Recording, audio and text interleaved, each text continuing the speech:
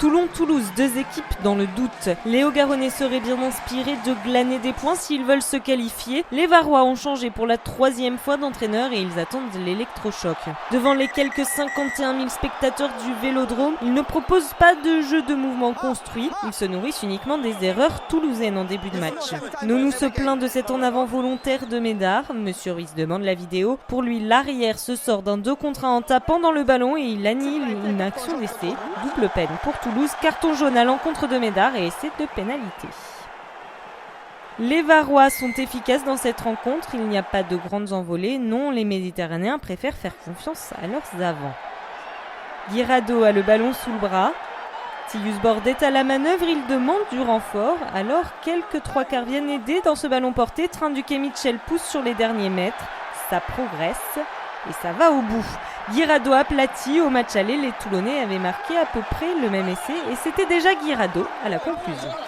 L'enjeu tue un peu le jeu. Gray réveille le Vélodrome avec cette percée. Il rafute Choki, laisse Kruger sur place. Tius Bord le rattrape au short et l'empêche de marquer. Pérez conclut grâce à une libération rapide.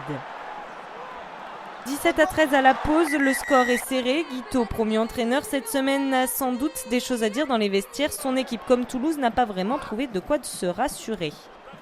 Toulouse résiste pendant 1 heure, Toulon joue encore avec ses avants. Parmi eux, Olivon fait une très bonne entrée. Et surtout, le RCT est réaliste. Trinduc passe son 3e drop de la saison. 3 minutes plus tard à peine, les Toulonnais jouent encore avec leurs avants. Puis Nounou part, il échappe à 1, 2, 3, 4 défenseurs. Il zigzag crochette intérieur-extérieur. Et il marque le 3e essai toulonnais.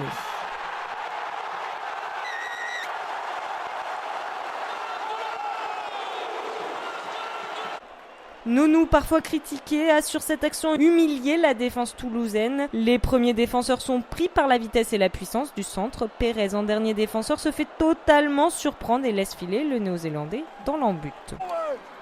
En toute fin de match, alors que la sirène a retenti, alors qu'ils n'ont plus rien à gagner, les Hauts-Garonnais décident de jouer rapidement une pénalité, un baroud d'honneur. Floud entre dans les 5 mètres, mais la défense est en place. Johnston conclut en puissance ce temps fort toulousain. Malgré ce dernier essai, Toulouse s'incline 33-23. Mola et ses joueurs enterrent un peu plus leurs espoirs de phase finale.